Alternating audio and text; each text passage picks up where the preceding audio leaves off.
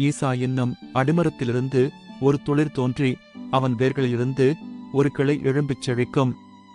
ஞானத்தையும் உணர்வையும் அருளும் ஆவியும், ஆலோசனையும் பெலனையும் அருளும் ஆவியும், அறிவையும் கர்த்தருக்குப் பயப்படுகிற பயத்தையும் அருளும் ஆவியுமாகிய கர்த்தருடைய ஆவியானவர் அவர் மேல் தங்கியிருப்பார். ஏசாயா புத்தகம் 11வது அதிகாரம் 1-2 வசனங்கள்.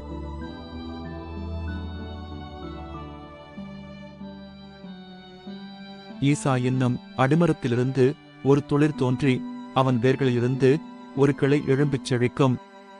ஞானத்தையும் உணர்வையும் அருளும் ஆவியும், ஆலோசனையும் பெலனையும் அருளும் ஆவியும், அறிவையும் கர்த்தருக்குப் பயப்படுகிற பயத்தையும் அருளும் ஆவியுமாகிய கர்த்தருடைய ஆவியானவர் அவர் மேல் தங்கியிருப்பார்.